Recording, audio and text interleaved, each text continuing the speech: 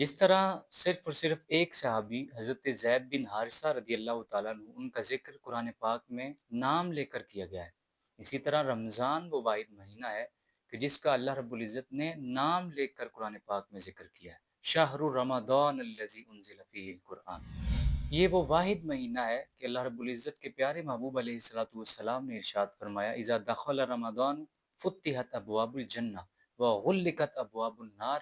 وسلسلت الشیاطین، کہ جب رمضان کا مہینہ آتا ہے جنت کے دروازے کھول دیے جاتے ہیں اور جہنم کے دروازے بند کر دیے جاتے ہیں اور شیاطین کو جکڑ دیا جاتا ہے۔ یہ مہینہ، یہ صبر کا مہینہ ہے، یہ مہینہ ہمدردی کا مہینہ ہے،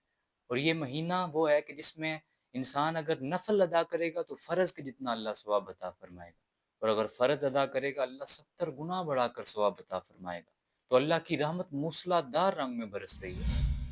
حدیث پاک میں آتا ہے حضور جان عالم علیہ الصلوۃ والسلام نے ارشاد فرمایا کہ جب رمضان کا مہینہ آتا ہے تو نیکی کا فرشتہ نیکی کی طرف بڑھنے والے کو رغبت دلاتا ہے کہ آگے بڑھ اور نیکی کر اور سبقت لے جا،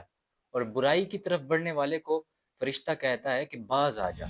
اور اسی طرح حضور جان عالم علیہ الصلوۃ والسلام نے ارشاد فرمایا من صام رمضان ایمانا واحتسابا غفر له ما تقدم من ذنبه، کہ جو انسان رمضان کے روزے خالصتاً اللہ کے لیے اور ثواب کی نیت سے رکھے گا، اللہ رب العزت اس کے پچھلے گناہوں کو بخش دے گا۔ اسی طرح فرمایا جو رمضان کی راتوں میں قیام کرے گا، جو قیام اللیل کرے گا، صلاۃ اللیل ادا کرے گا رمضان کی راتوں میں، فرمایا اللہ رب العزت اس کے بھی پچھلے صغیرہ گناہوں کو بخش دے گا۔ حضور جان عالم علیہ الصلوۃ والسلام نے ارشاد فرمایا کہ للصائم فرحتان، فرحۃ عند فطرہ و فرحۃ عند لقاء ربہ، کہ روزہ دار کے لیے دو ایسی خوشیاں ہیں کہ جو صرف روزہ دار ہی حاصل کر سکتا ہے۔ جب اس کا گلا خشک ہوتا ہے افطاری کے وقت اور وہ ایک گھونٹ پانی کا اپنے گلے میں اتارتا ہے تو جو وہ خوشی محسوس روزہ دار کر سکتا ہے وہ کوئی اور نہیں کر سکتا۔ اور اسی طرح فرمایا فرحۃ عند لقاء ربہ، کہ جب قیامت والے دن اللہ کی ملاقات، لقاء محبوب جب اس روزہ دار کو نصیب ہوگی تو اس سے بڑھ کر اس کے لیے کوئی اعزاز نہیں۔ تو روزہ یہ وہ مہینہ ہے کہ جس میں لیلۃ القدر اللہ نے ہمیں عطا کی ہے، جو خیر من الف شہر جیسی عظیم فضیلتوں کی حامل رات ہے۔ اور اس رمضان میں جہاں کہا گیا کہ نفل جو ہے اس کا ثواب فرض کے جتنا کر دیا جاتا ہے، اور فرض کا 70 گنا، تو اس نفل سے مراد صرف نفل نماز نہیں ہے،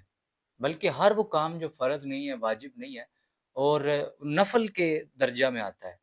تو وہ اس کا ثواب اللہ فرض کے جتنا عطا فرماتا ہے۔ آپ کے جس طرح کہ آپ ملازم کام کرتے ہیں، آپ ان کی تنخواہ میں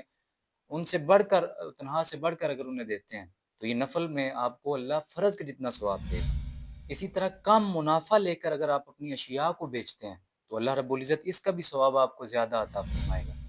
اگر آپ کو کوئی، آپ کے ساتھ کوئی زیادتی کرتا ہے، کوئی ظلم کرتا ہے، آپ اسے معاف کر دیتے ہیں تو اللہ رب العزت اس کا بھی آپ کو بے حد و بے حساب ثواب عطا فرمائے گا۔ اور اسی طرح اگر آپ اپنا پیٹ خالی رکھ کر دوسروں کو کھانا کھلاتے ہیں تو اللہ رب العزت اسی طرح نفل کا ثواب آپ کو کئی گنا بڑھا کر عطا فرمائے گا۔ تو ہر وہ صدقات نافلہ جتنے بھی ہیں، آپ اگر وہ ان کو کریں گے تو اللہ رب العزت آپ کو رمضان میں ان کا ثواب فرض کے جتنا عطا فرمائے گا۔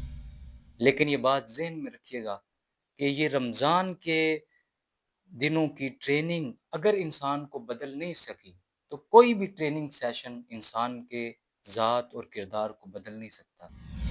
اور یہاں پر میں دو تجاویز ضرور دینا چاہوں گا کہ لوگوں کی مدد کرنے کی بجائے یا انہیں فری چیزیں دینے کی بجائے، راشن دینے کی بجائے، اگر ان کے لیے سستے بازار کا انتظام کیا جائے جہاں وہ اپنی خودداری کو قائم رکھتے ہوئے جہاں جا کر چیزیں خرید سکیں، سفید پوش لوگ جہاں جا کر اپنی چیزیں خرید سکیں،